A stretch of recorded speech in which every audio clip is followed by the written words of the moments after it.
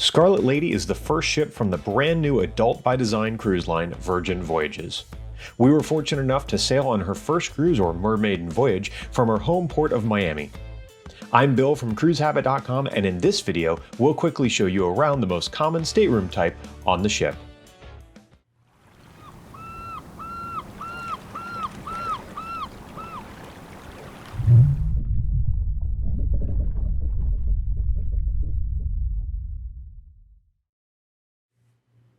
Now this is the entrance to stateroom 14194Z as in Z. It is a standard Terrace stateroom or veranda stateroom. The Z is important, by the way. The ship is divided into A and Z, starboard and port. I don't know why. Frankly, I think it's a little confusing. Entering the stateroom, you see a pretty standard layout here. The bed is what they call I think they call it a seabed, and it actually, half of it can swing out and form a couch, but they aren't really using it because I think most people just didn't find it useful on the first couple sailings in the UK. It's reasonably comfortable, firm, but I've slept in worse mattresses. Subjective. There's a large TV mounted to the wall. You see the vanity and some additional seating over on the other side.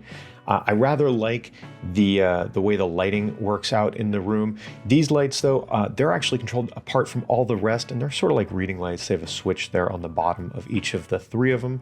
Pretty handy at night. Then there's a little table area to the side.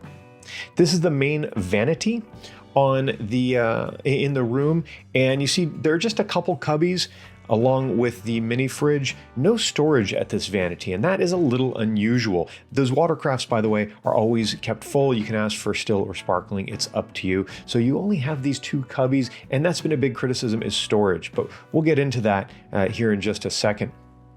The curtains there, they can be opened electronically, either by a switch on the wall or via a tablet that you'll see momentarily. I like the iridescent drapes there. That's neat. There's the tablet that you see on top of the vanity, and you can pull that down.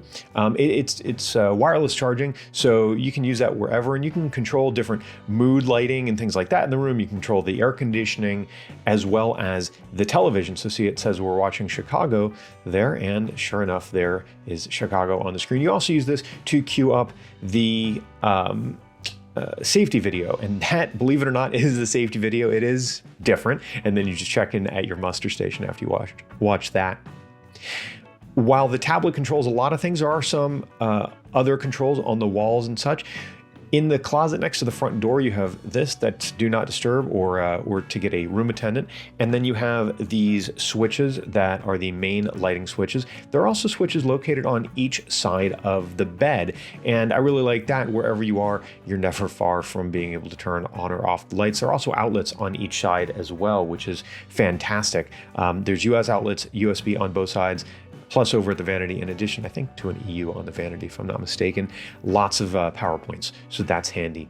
Now the closet has this curtain. I don't love the curtain thing, but the closet itself is a decent size. There's this very sturdy heavy metal shelf up on the top. You can store things up there. Plenty of linear space for hanging clothes.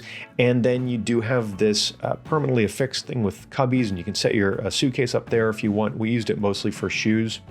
I thought this part of the closet was perfectly adequate.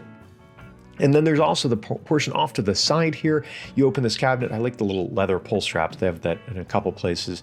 And you have a bunch more cubbies, a hotel safe type deal, and a floor length mirror. You know, there's been a lot of criticism of the storage in these staterooms.